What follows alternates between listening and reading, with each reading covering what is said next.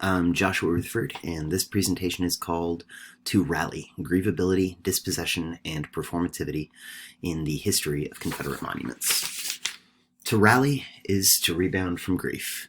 It is to arise from depression, to assemble for a common purpose, to reestablish a past effort.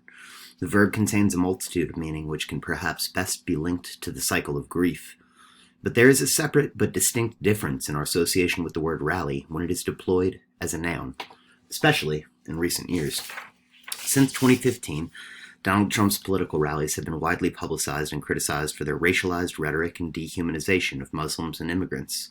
Likewise, events like the 2017 Unite the Right rally in Charlottesville, which made headlines as white supremacists marched in efforts to prevent the state of Virginia from removing a Confederate monument to Robert E. Lee, lead us to an understanding of violence in relation to the word rally. The connection to Charlottesville here is significant, as the history of Confederate rallies in relation to these monuments emerged in the wake of the Civil War through the efforts of former Confederates to memorialize their losses from the war. The installation of Confederate monuments was celebrated with an unveiling ceremony, which I pose as a precursor to these examples of 21st century rallies. Well, my intention here is not etymological so much as it is affective. My aim is to investigate the relations between the definition of the word rally, the history of Confederate monuments, and these examples from the 21st century, to see what lingering tensions have contributed to 21st century escalations surrounding these public objects. While undeniably speeches play a significant role in these rallies and in Confederate monument unveilings, my interest here is in understanding the mode of assembly itself. Why was it important to gather crowds in order to unveil Confederate monuments? How were these monuments intended to be understood, and how did these ceremonies amplify the meaning of these monuments? How did these ceremonies affect the social acceptability of these monuments? These are the questions that I'm exploring here today. Many historians have argued that there was a significant crisis of identity during the Reconstruction period.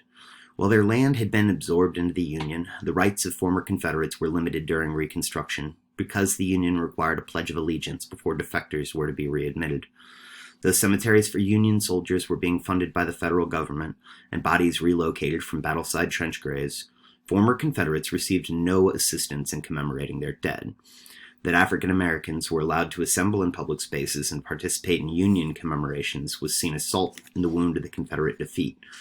Ladies' memorial organizations began raising funds to build Confederate cemeteries and used their power to publicize Confederate Memorial Day events in the privately owned cemeteries. Judith Butler has written extensively on the notion of whose death is grievable. Butler suggests that for the ungrievable to become grievable requires a space of appearance for public mourning, much in the vein of Hannah Arendt. While the federal government made Union deaths publicly grievable by constructing national cemeteries, the lack of funding for Confederate reburials served as a structural assertion that those lives were not grievable. Regardless, however, the distribution of wealth still made it possible for Confederates to procure land, rebury their dead, and gather legally. And this is where we can start to see how the concept of the rally is connected here. To rally, to rise from depression or weakness.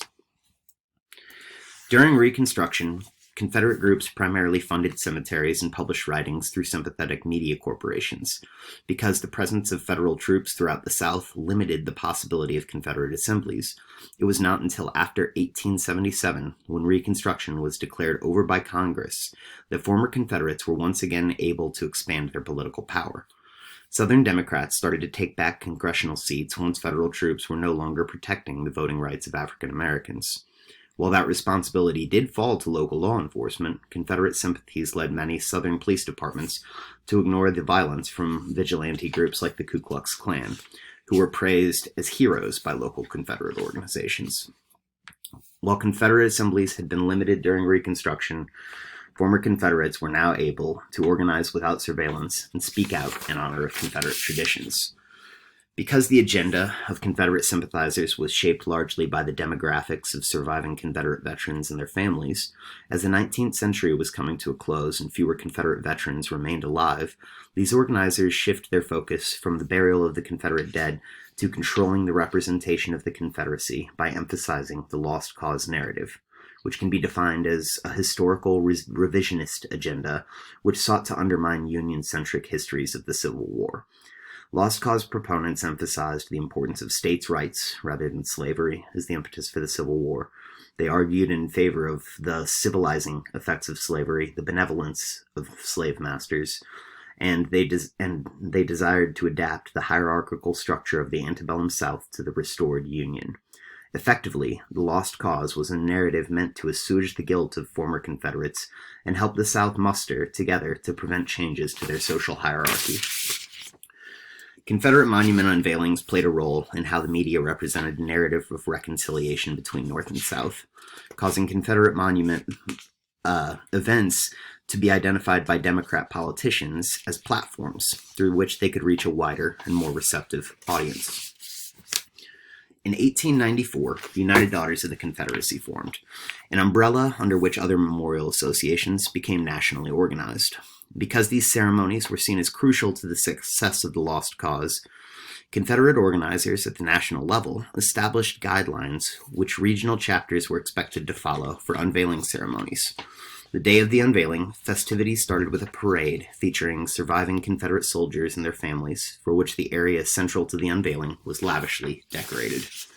After the parade, the crowd would rally around the monument, and event organizers would introduce speeches predominantly from Confederate family members, but also including contemporary politicians. In between speeches, it was common for the organizers to have bands perform and children create living Confederate flags. The unveiling itself was always performed by children descended from Confederate veterans. This formulaic construction was followed for most unveiling ceremonies, as well as the tertiary ceremonies held for other events, such as the groundbreaking, laying of the cornerstone, and the installation of the pedestal. Thinking about this structure in relation to J.L. Austin's conception of the conventional procedure of performatives can help us better understand how the rituals surrounding Confederate monuments worked to create an anticipatory, affective environment in which the crowd's response amplified the responses of each other spectator. While Austin implies that there must be an established convention which upholds the power of words to do things, because proponents of the Lost Cause were most interested in reinstalling conventions and hierarchical values which were in place prior to Reconstructions, these conventions still lingered at the social level, but were in a liminal state in the decades following the Civil War. The insistence of the United Daughters that unveiling ceremonies follow a strict protocol and that those in participant roles belong to Confederate families for these events established both the particular circumstances and persons. Likewise, the sequence of events and the speeches themselves were intended to generate an affective atmosphere which helped to legitimate Confederate ideology.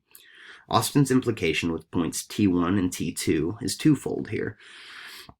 The performative becomes constitutive through the successful completion of the procedure, but success depends not only upon the utterance itself, but also on how that utterance is received by the audience. With this context, we can begin to understand how these rallies were structured in order to give the host as much effective control as possible over the response of the audience. Like a sporting event, understanding that the energy of a crowd carries over and invigorates the response of others was essential.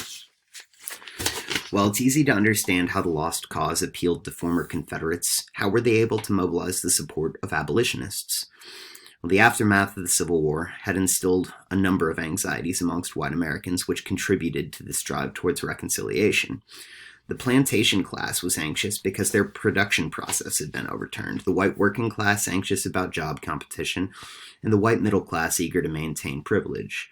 During Reconstruction, a number of well-publicized studies attempted to validate the inferiority of Black Americans through science. Likewise, sambo art, blackface performance, and other forms of satire projected racist representations of African Americans into the public sphere with great repetition. Because there were no real reparations in the wake of the Civil War, many African Americans were financially destitute, and so their living conditions effectively enacted some of the stereotypes propagated by these tropes. Within this context, many white Americans on both sides of party lines firmly believed in the inferiority of African Americans. In the essay, Precarious Life, Judith Butler suggests that no one controls the terms by which one is addressed, at least not in the most fundamental way. To be addressed is to be, from the start, deprived of will, and to have that deprivation exist as the basis of one's subject and discourse, suggesting that the act of being addressed constitutes the subject in relation to the discourse. Butler elaborates on modes of address and constitution of grievability in relation to the idea of dispossession in a conversation with Athena Athanasiou. Athanasiou suggests that the infrastructure of social relations causes many to adopt dispossession as a disposition, through which those in need of social services are represented as incompetent, lazy, and above all, shamefully irresponsible. Eviscerated of social responsibility, dispossession is figured in this context as a failure of the calculus of willful sovereignty and self-mastery. As Southern Democrats increased their political representation moving into the 20th century, many of these monuments received funding assistance from the state and federal government, which further legitimated such tropes. Understanding that the United States government went so far as to pass a bill funding a Mammy monument amidst momentous protests reveals that the drive toward reconciliation caused the government to become complicit to such stereotypes on a national level. And this is where we can see how the transitive nature of the verb to rally came to take its object as the black body. The example of the Arlington Confederate Monument also reflects the ways in which the inclusion of figures of national authority in unveiling ceremonies helped to associate these events with the narrative of reconciliation. Suggesting that a national cemetery should reflect the constituency of the Union, President William McKinley allowed Confederate bodies to be transferred to Arlington Cemetery and supported the United Daughters campaign to build a Confederate memorial in Arlington National Cemetery. Congress authorized the bill. As Secretary of War under Theodore Roosevelt, William Howard Taft helped organize the monument campaign with the United Daughters and also participated in the cornerstone laying while he was president in 1912. Woodrow Wilson was president at the time of the unveiling in 1914, at which he received the monument as a gift to the country, acknowledged that federal contributions had helped make it possible, and asserted that the monument reflected the United state of the country. So we can see here how the federal commitment to reunification embraced Confederate monuments as a means of inclusion, but that the underlying motive of intensifying racial divisions was present. Judith Butler argues that presidential addresses carry a force in excess of the speech itself because of the symbolic authority of their title. With the seal of approval from 4 presidents supporting its construction, the Arlington Confederate Monument can be seen as the moment when the narrative of Confederate monuments became most closely tied to authority at the national level. The inclusion of a Mammy figure in the frieze of the Arlington Confederate Monument was now invigorated by presidential approval in addition to that of the Senate and Congress. While most historians have looked backward in studying Confederate monuments and commemorative traditions, my intention is in identifying aspects of this history which have lingered and remain intact in the 21st century. I suggest that the notion of receiving the presidential seal of approval is an opportunity for us to move this conversation to the present in conclusion. The Unite the Right rally in 2017 had already received national press as it was the largest nationally organized white supremacist rally to have taken place in the 21st century. So when a vehicle sped into a crowd of counter-protesters, killing Heather Heyer and injuring 8 others, it quickly became a moment of national outrage. While the stage was set to disavow white supremacist violence, when Donald Trump drudgingly decided to address the nation, he suggested that there were very fine people on both sides. His ambiguity clearly signaling his support of the far right who had helped to elect him. Likewise, Trump's support of Confederate monuments and patriotic education in the summer of 2020 reveal that there is still wide popular support for such a narrative in which the Confederacy's cause is considered just. While perhaps the government-backed initiatives to remove Confederate monuments, performative as they may be, signal that public opinion veers away from this narrative in the 21st century, we can also look back on the political campaigns of Nixon, Reagan, Clinton, the Bushes, and Romney to see that the types of racial rhetoric espoused by Confederate organizers have become coded into conservative politics through dog whistles, which use the shield of colorblindness to avoid mention of race in political discourse, but still propose policies which intentionally maintain social privileges for the white middle class.